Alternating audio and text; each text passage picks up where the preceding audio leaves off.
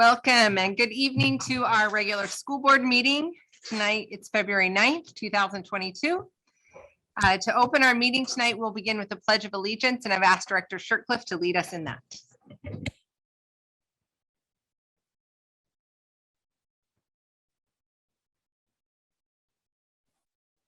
They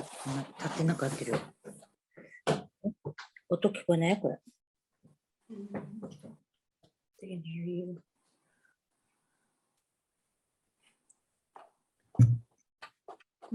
Thank you. Our first item this evening is our communications to the board and a review of our agenda by Superintendent Cordon. Thank you very much, Madam Chair. Great to see everybody tonight. We just have one adjustment to the agenda tonight, and that comes in your board packet. On the 12th, the board voted to adopt a calendar. There have been some revisions to that relative to conference days and holidays. The adjusted calendar is on page 67, and this will be an item number 5 on our board agenda to discuss further. Thank you. All right, thank you. The next item is to have our student leadership report, and we will have RHS student leadership students, Olivia Kobernick and Elizabeth Wilson.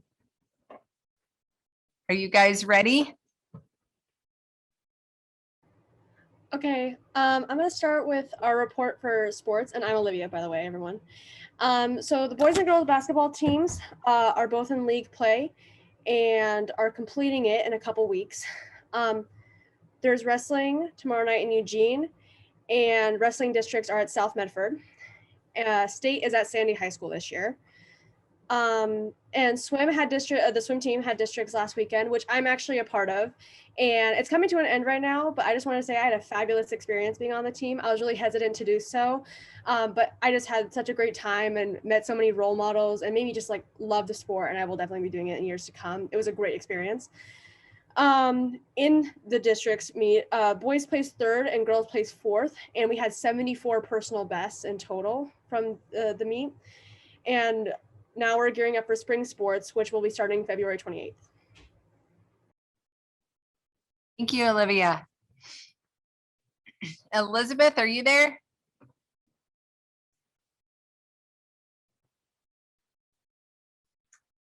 Olivia, I don't have my computer open. Do you see Elizabeth on the Zoom call?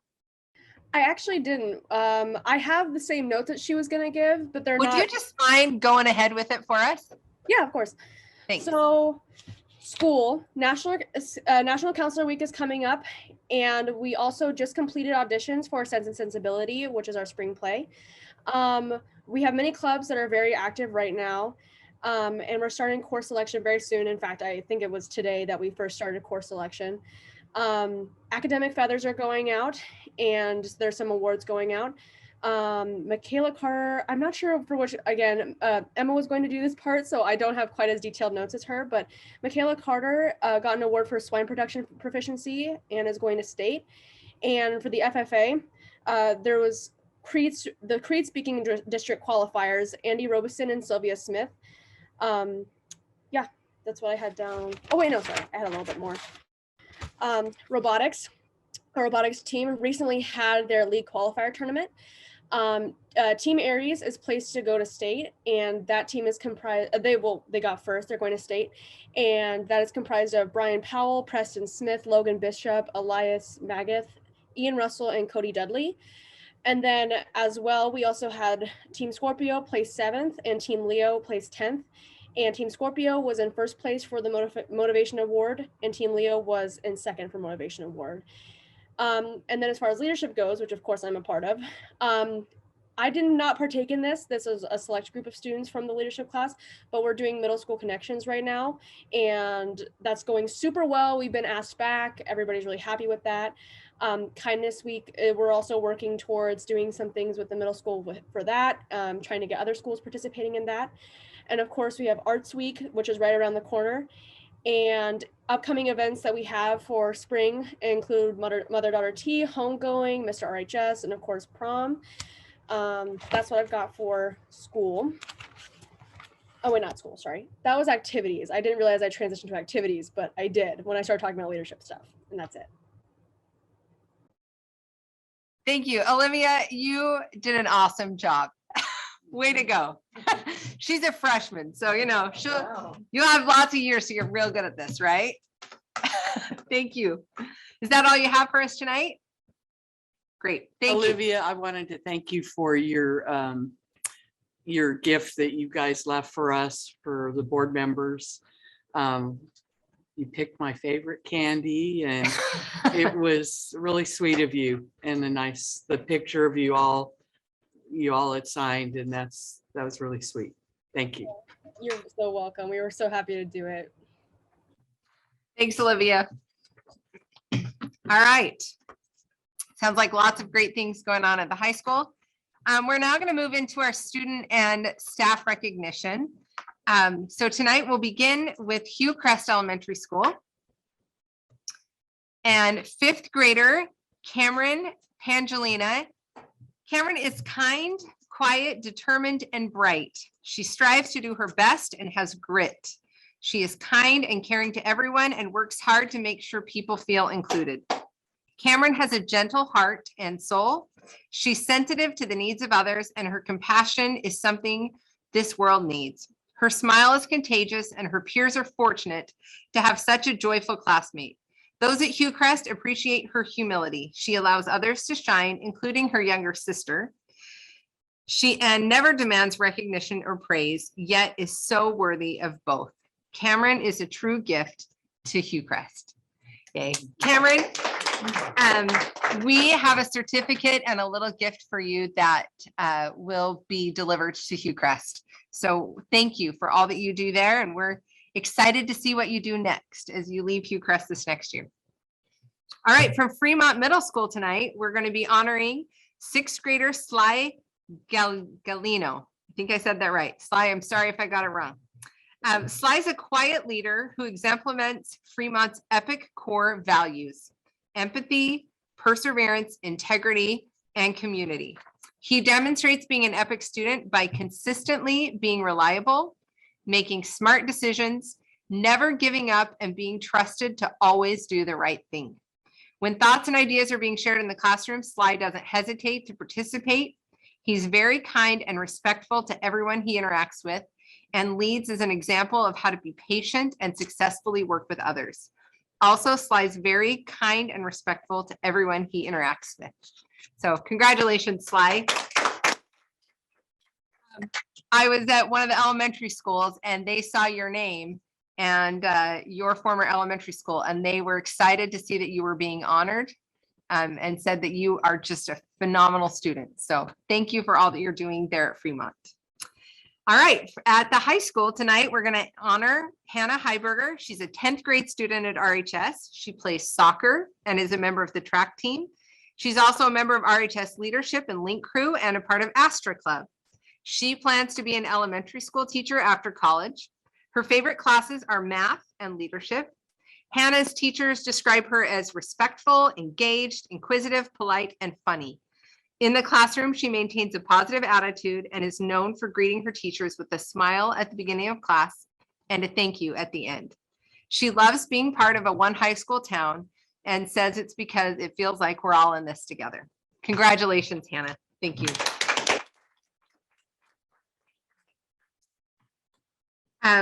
We're grateful for such great students, and we will make sure you get your certificates and awards, and we hope your families are celebrating with you tonight. For our staff recognition this evening, our Crystal Apple Awards are going to go to Eric Fullerton from Melrose Elementary School. Eric Fullerton is a developmental learning center teacher and a champion for all students at Melrose Elementary.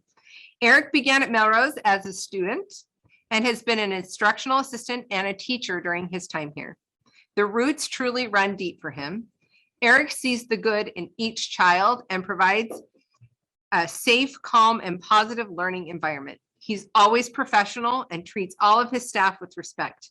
If you come to Melrose, you can find Eric working on a school-wide project, designing an art installation, repairing technology, or checking on a child who needs a calming routine.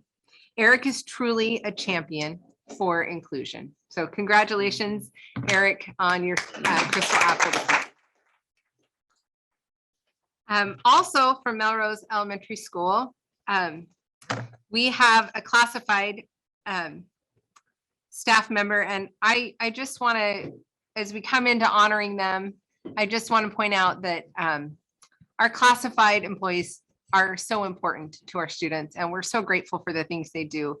As I look back on my time, there were teachers that were impactful, but there were also a lot of classified employees that had a big impact, and where I know that you are a safe space for a lot of kids. So as we recognize these next two classified employees, I just want to thank them for their service. From Melrose, Nutrition Services Assistant Mayumi Taylor is a respected and treasured member of the Melrose family. Mayumi has been at Melrose for 5 years and works beside the head cook to provide fresh, hot, and timely meals to students. She works efficiently and with a sense of purpose because she knows how important these meals are to kids. Melrose staff have so many wonderful things to say about her work ethic, desire to serve students, and the pure joy she brings to all with her smile and positive attitude. All of these wonderful traits and many more are practiced daily. She's a wonderful asset to Melrose. So congratulations to you. Our next person to recognize is Fremont Athletic and Reconnect Office Assistant Taryn Stribling, as she receives this month's Crystal Apple Award. Taryn has been building relationships and connections at Fremont for just a couple of years now, but her impact has been unbelievable.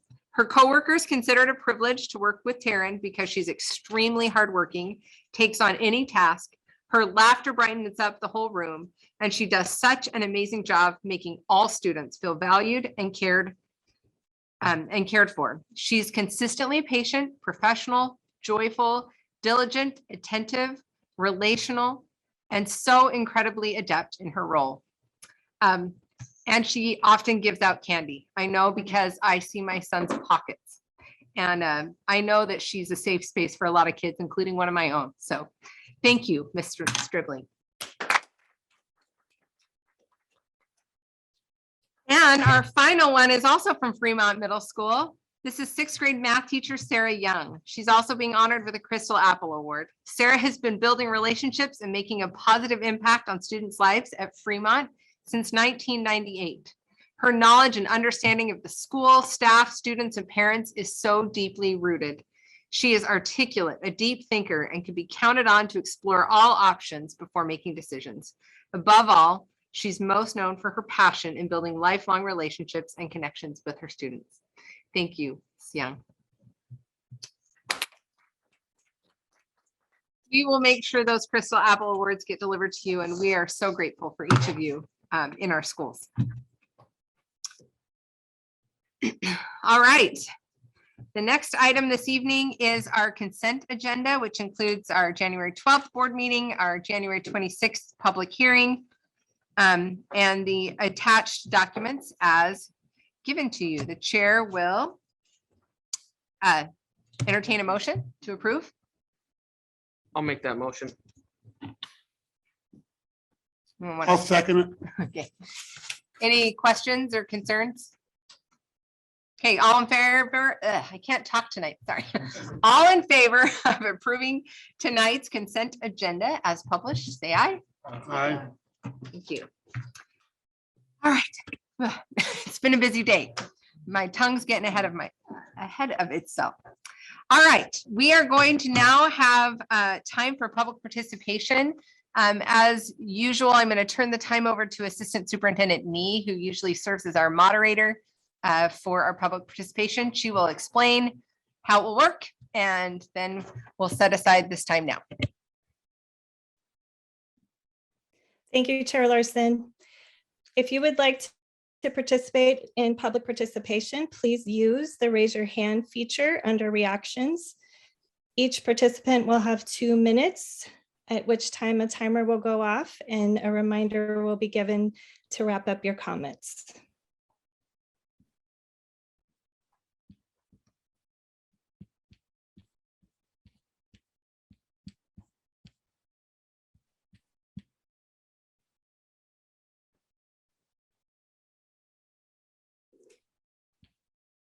At this time, Chair Larson, there are not any hands raised. Okay. Well, we'll go on. All right, the first item on our agenda is Resolution 21-22-14, consideration of measure election for general obligation bonds in May 2022. We have invested months of work and many hours in preparation of this bond and bringing this bond to vote as a board to decide to take it to the public. Besides having our community group that several of us participated with to identify the most critical needs within our district, we've also had research done, conducted polls, and so we're now here. Tonight's the night that we can make this decision. We now have the opportunity to cast a vote on whether we're moving forward to take this to our voters. So at this point, I will entertain a motion and then we can have some discussion. I would like to make the motion that we pass resolution 21-22 wrong one. Resolution 21-22-14, consideration of major election for general obligation bonds in May 2022. I'll second. All right. Before we vote, any further discussion needed as a board? I know we've already put in hours. Rod? Yes, we have put in hours, but I think there's a few things that I'd like to say. Most of us on this board, or I should say, most board members never get a chance to move a bond forward, to vote, to move a bond forward for our patrons to vote on. And I consider it it's an honor. My years on the board, this will be number 5. And it takes a lot of work, but the difference for this one, like you said, this was community driven. I think that's really important to make that, to, you know, get that out there. So I have talked to folks, you know, and I've said, you know, what do you think? And I said, you know, it does make a difference that you have not only good schools, but that they look good and they're efficient and they're safe for our kids. And they're schools that that everybody's very proud of. And they've told me, and I've talked to doctors. I mean, we have a doctor here, we have a wife of a doctor, and they will tell you that it's important when professional people are looking to come to Roseburg that our schools are important. And I think this community is about ready to burst. I mean, we need more manufacturing jobs and things, but look at the businesses that are coming in. You know, name brand businesses that are breaking ground and coming to Roseburg because they know it's really a great community. But we have some eyesores, in my opinion. I look at our facility, athletic facilities, which are down the list, but I look at them at our middle schools. It's an embarrassment to me. I mean, you go say, let's go run the track or walk the track at Fremont. You say, no, I'm not doing that. That's just not. And so we're better than that. This community talks about, you know, we got to do things for kids. You know, we have a really nice American Legion baseball facility. It looks like Thundering Waters is going to probably happen, which will be a really cool thing for kids and families. And but we need more space. We need more gym space, and this bond will cover that. But what it really gets down to for me is safety. The world's not the same today as it was 25, 30 years ago. And there may be one elementary school, in my opinion, that,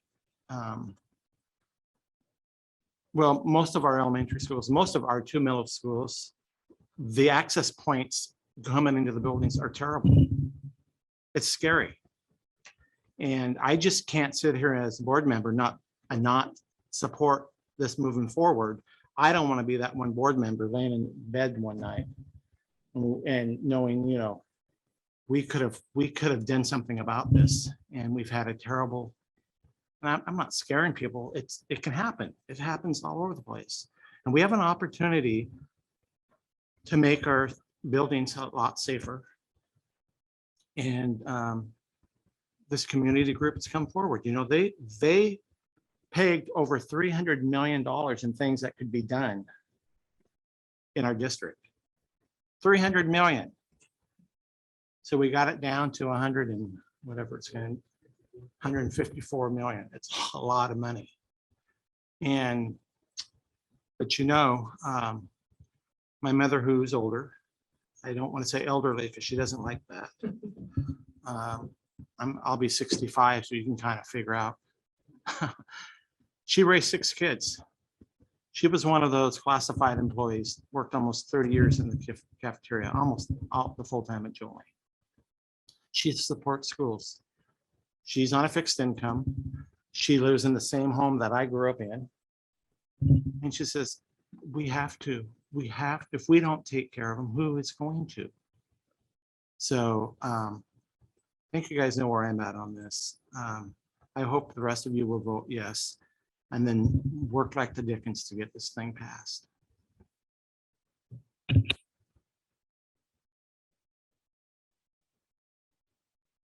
Anyone else want to share any comments before our vote? I think Rod, you said it really beautifully. Thank you. I'm a Scottish background, and so my immediate response is, I don't think so. You know, when it comes to spending money and just the word bond is like, and you know, unfortunately, I think a lot of us, we want to be good stewards, and we want to spend money where money will work for us and do the best for us. As a community, as families, everything. And so I really was thinking about this. And as we look through the different things that this bond targets, there's a few that really stood out to me. A lot of us do not, in this retirement area, a lot of us don't have kids actively in school at this time. And I don't even have grandkids yet. But I do think that there were some aspects of the bond that are great for our whole community.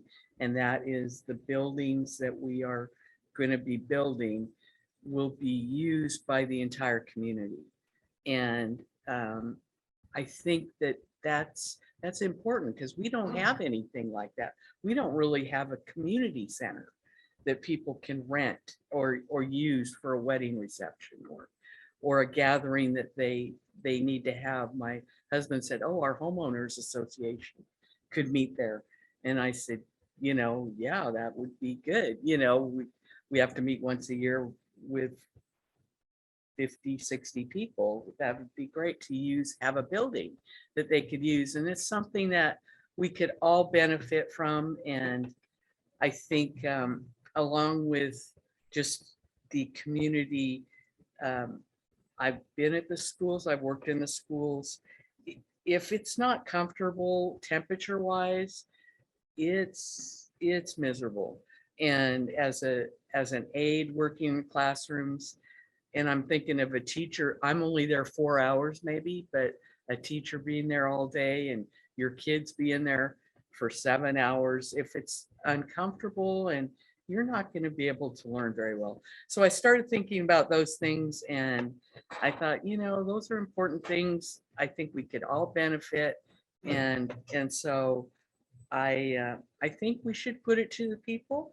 And I think as we share our feelings about it, I think we have a better chance of it passing, even though in the past, maybe it hasn't gone so well.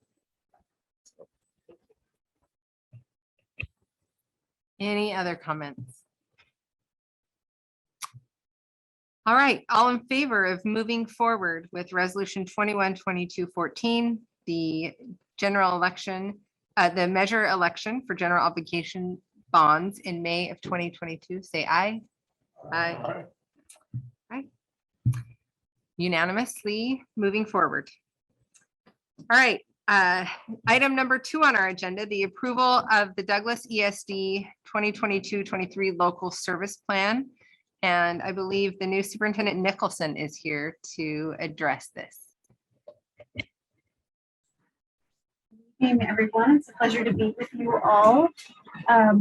The local service plan, I believe, is in front of you. I'll be brief tonight and just going over the things on the executive summary and call your attention to the middle of the page where we organize our services into special needs services, behavioral support, education, instructional services, and technology and administrative services. So everything you find in the very thick document is summarized. The services are summarized in the center.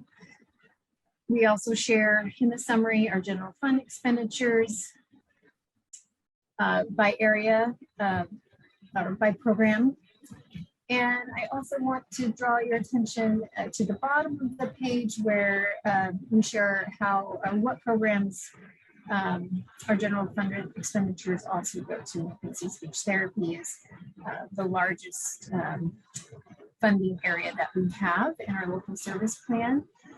Every fall, our superintendents gather together to review the service plan, identify what's working, what is needs to be changed or added or taken away. And by the end of fall, they have approved that document that is in front of you. Our board has also approved it as well. And if you have any questions, I'll see you.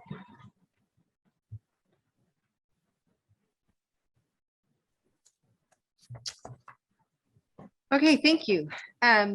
This is an action item, so I will go ahead and entertain a motion that we move forward, and then we can have discussion if needed before a vote. I would move that we move forward, and also congratulations. Do I have a second? I second. Okay. Any questions or discussions before we vote?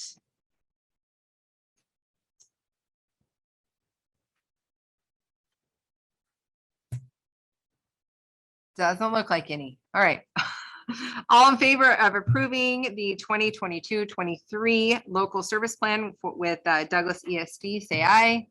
Aye. Any opposed? None. All right. Resolution 3.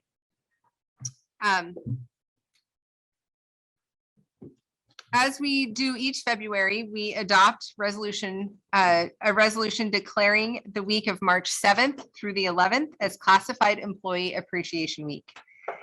We can never fully acknowledge the efforts of our classified staff as they make the educational experience of our students the best it can possibly be. And I would even go so far to say they make the education of our students possible. From the custodial staff that make our buildings shine to the nutrition services staff who have gone above and beyond this year, providing meals to families during the pandemic, to the instructional assistants who help our teachers make the most of learning opportunities in classroom, the office staff, the facility staff, the IT staff who keep our computer devices running, all of them who make the challenging world of education run smoothly for us all. Please join us in celebrating these essential staff members, the often unsung heroes of our schools. So the chair will entertain a motion that we approve the following resolution. I move that we approve that. I gladly second that. All in favor of resolution 21-22-15, Classified Employee Appreciation Week, March 7th through the 11th, say aye. Aye. Thank you. All right, item number 4. The installation of 5 walk-in coolers for nutritional services. And I think I'm going to go ahead and let Cheryl give us some introduction before I take a motion, just because I think this is a new topic for a lot of us. So, Cheryl. Great. In your packet, you have information. Also, we'd like to ask for your approval to purchase 5 replacement combination walk-in freezer coolers. They're located at Jolene, Fremont, Eastwood, Fullerton, and a cooler here at the district office. The funds would be coming from our Nutrition Services Fund, and those funds can only be used for items for our food program. So this is an appropriate expenditure with those funds. And all the freezers are at least 40 years, if not older. Many of them have rotten floors and the insulation has become saturated in the walls, and they are in need of replacement. Okay, the chair will entertain a motion. I would like to move that we approve this expenditure. Do I have a second? I'll second. Thank you, Charles. Any questions for Cheryl about the 40-year-old walk-in coolers? I have a question about the coolers. I get that part, but this fund balance, and we have more than is allowed at the moment. Do we have other things lined up for this, or is this? I guess how much do we have in the fund? What is the amount that we're allowed to have, and what do we currently have? Just out of curiosity.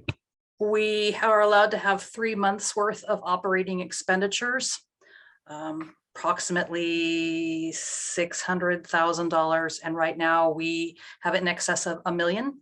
So this expenditure is $300,000.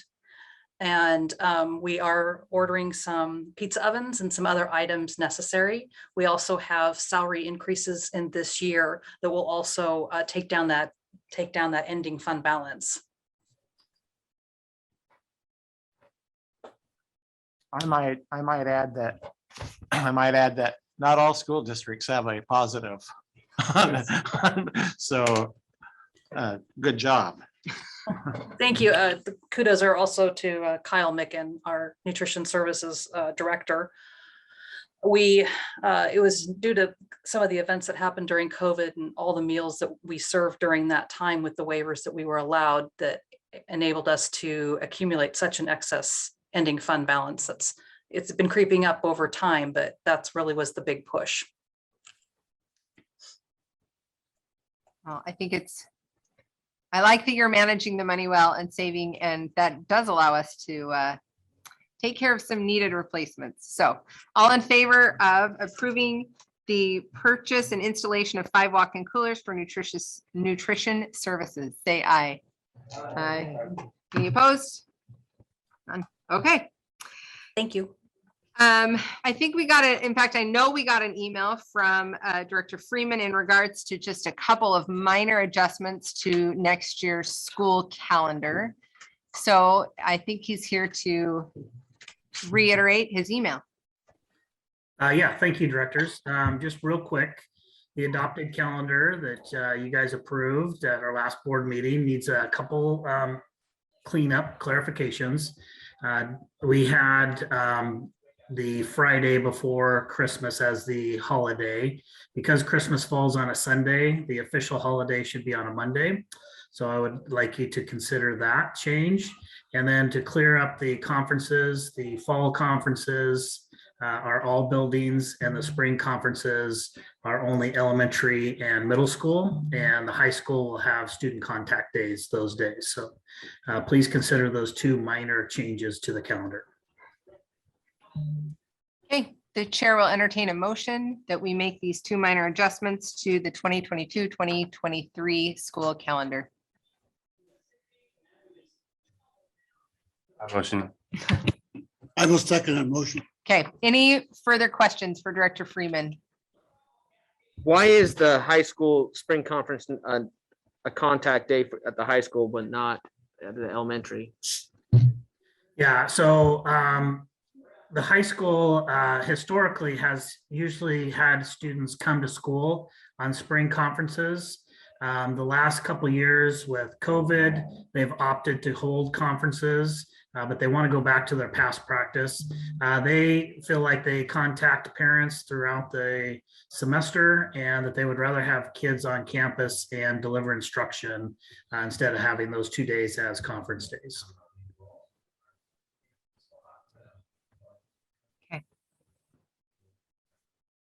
I know for AP teachers in particular, those April days are critical. as You're getting ready to prep kids for tests. So, Mr. Freeman, so the teachers want this, that the students are there as instruction days. Is that? Oh, That No, was it it's on. is. That's what the teachers are asking for too, to keep them as instruction days, not conference days like in the elementary schools. Correct. So Principal Weber goes to her staff. She is on line. I see that she could answer this. And the majority of her staff have asked to have students in class instead of conference days. Okay, thank you. All right. All in favor of those two adjustments to the school calendar, say aye. Aye. Okay. All right, on to our reports, our superintendent's report. All right. Thank you very much. I'm gonna go share the screen here. I have a short report for you tonight. I want to start with just a sincere thank you to our staff and our board. The last several weeks have been quite a journey in our schools. It's been great. We've been able to stay open, and that is the case because of our staff. And we had a few days that were, and actually a few weeks that were kind of tricky. We had quite a few staff absences. We had students out as well, which we never love to see either. But I just want to take a minute and thank the staff for helping us stay in person. You know, one unfilled position, let's just pick on the high school for a minute. We need 6 people to step up and cover that prep if it's unfilled. We had days where we had 10, 20, 30 people out. But one day of 37 at the high school. We had similar proportional numbers at nearly every school. And the staff, I cannot express my appreciation for the staff. They really leaned into staying open and helping each other as a team, as a school team, as a department team, as a whole district team. Super proud of the staff.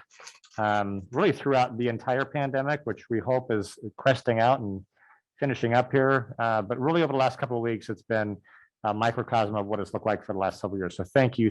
And thank you to the board as well for your support in keeping our schools open and our kids served.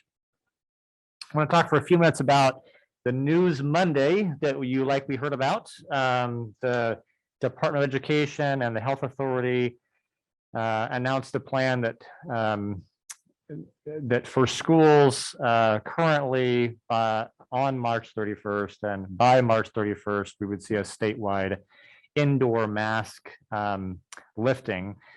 I'll just say I'm excited about fewer restrictions in our schools and excited to focus on how to best move forward teaching and learning. There are some questions that we're still wrestling with that really don't have answers yet.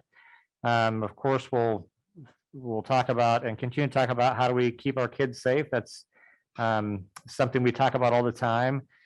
We need some more information on what quarantines and isolation will look like with the lifting of this. If we'll have the same restrictions around masking currently that puts us almost exclusively in isolation right now, will we start to see if what will be the change in the process with either public health, and if it's reliant on the district, how we'll handle that so we don't see wide scale quarantines as we saw in the previous year, and also some questions that we're still wrestling with around people who have received medical and religious exceptions.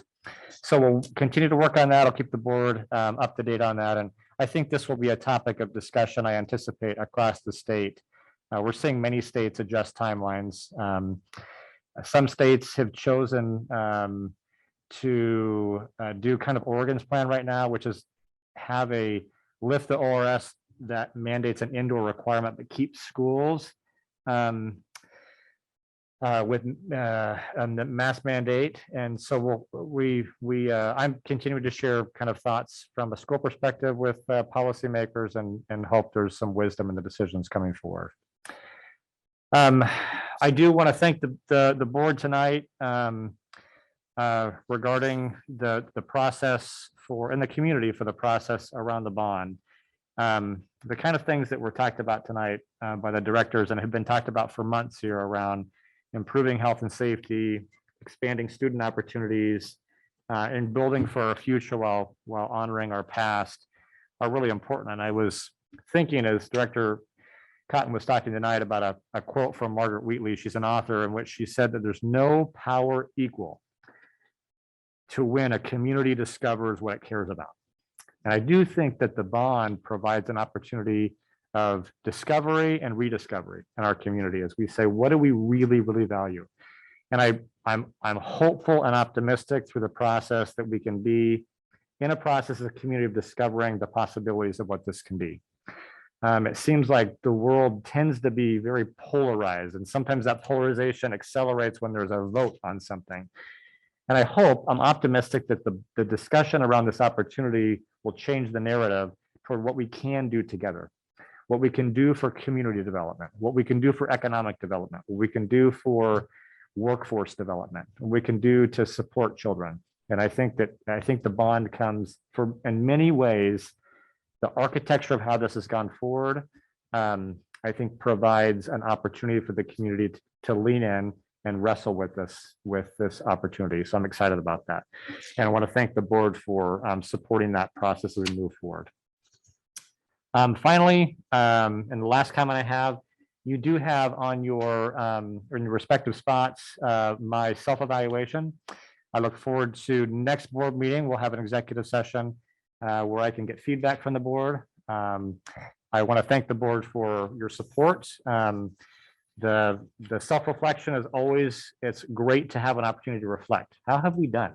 How have I done? What things are we moving forward? What do we need to get better at?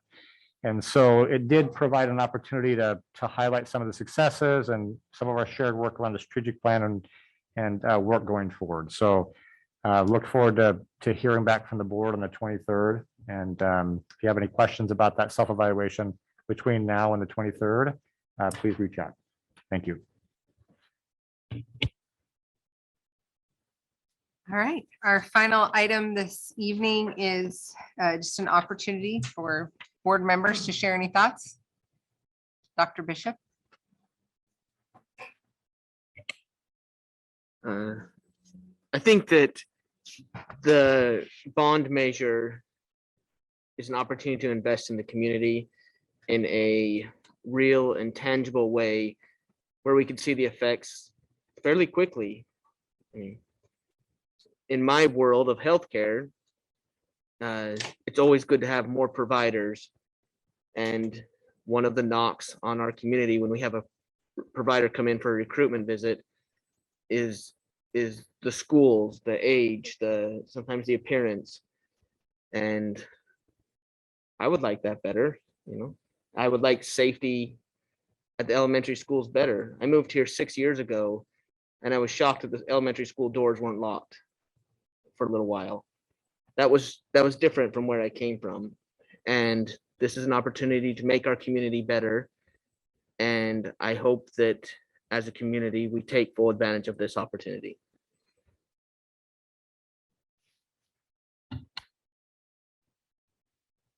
Mr. Cotton. Okay. Reverend Johnson. Thank you very much, Chair. I like to say this in an open-minded mindset. The bond issue must be a community effort. If it's not a community effort, my prediction, it will fail. We need to get everybody on board to the urgency and the expediency of updating our schools for safety and education. And I have an old proverb that I learned: we either pay for their education or we pay for their incarceration. We either get them educated or we provide them room and board in jail. And I like to see our kids educated, because if I have educated kids, they'll take care of me when I get old. And I'm looking forward to that. I'm very pleased to tell you that I believe this bond will pass, but I don't want us to take it lightly. I want us to do everything with the a thought process of let us run this race with patience. And then when we win, we can then be open and accountable to the community about where their tax dollars is going and how they're going to benefit from it. If we don't have transparency, we are going to be in a difficult road to hoe. And I have nothing else to report for the benefit of the kids. Director Crimmins. I think also that transparency and accountability is critical. And it seems like it's part of the vision here to really keep the community aware of just the progress as it goes and as things get completed. Have some kind of open house or some way that the community feels like, they're a part of what's going on. And I'm sure our communications director will be able to help us with that. The more people do know and hear about it, it's like the difference between the first poll and the second poll. More information is going to be, I think, the key. And then you can make a sound decision. Is it worth it? The pros and the cons are always there, but is it worth it? And so, I think for our community at this gesture, this is a time that it would be valuable for all of us to pass this bond. Also, our subcommittee for curriculum and instruction met this week, and that's also the critical part of our education process. And so right now there's a couple of piloting of health curriculum going on in some of the elementary schools. And so I think as that moves forward, we'll get some input on that as to what curriculum will really be the best and for our kids to learn from. And so I look forward to seeing the results of that and very thoughtfully considering what we're wanting our kids to have that kind of exposure to, and we love them dearly. And so it's important to us all. Also, there's some great programs, new courses being offered at the high school that we found out about from Principal Weber that I think are going to be really exciting if you have kids going into high school. They've got a lot to look forward to and a lot of things that we didn't have an opportunity to partake in. And I think that was exciting for me to hear the direction that that's going as well. So Thank you. we'll keep you posted. Director Lee. There we go. With regard to the bond, the thing that's caught my eye, and got my enthusiasm up, is to talk about replacing the electrical systems and the plumbing and all the stuff that you don't see, but stuff that has to be replaced as buildings get old. And we got a bunch of buildings that have gotten old, so that this is the time to do all that stuff that I think makes a difference, even though we don't necessarily see it when we drive by. That's all. Director Shercliffe. With regard to the bond, I would just like to say there's been a lot of differences that everybody's had in the past few years, and it's been a difficult time. And a lot of those differences and disagreements have happened about school and around things involving schools. One thing in this process that I learned was this isn't a decisive issue. We have old schools that need repairs, and everybody, regardless of what side of any issue you're on, we can all agree that our kids need to have better schools. And we all want our kids to be better and be in a happy, safe, fun environment. And that's what we're trying to do here. So that's all I have to say about that. And I do want to say a special thank you to one of the Crystal Apple winners, Mr. E, Eric Fullerton. If you're listening out there, I just want to say personally, thank you for taking care of my son for the last year and a half in kindergarten and first grade. You're doing a great job, and I personally appreciate you. Thank you. Mr. Fullerton's a gem. We have a lot of those, like so many. Yeah. I don't think so, although they've lived here a long time. I just want to thank my fellow board members. They said it more articulately than I could. There are so many good things happening educationally in our schools. It's time to help our buildings reflect that. It's time to help our buildings have the electrical systems they need and the climate control and the safety. There are so many things so many good things are happening, and that's what this bond is about, is supporting those good things that are happening on the inside, helping that be assisted by what's happening on the outside. And that is it for our evening. Our next meeting is a work session that will be held on February 23rd. We are adjourned.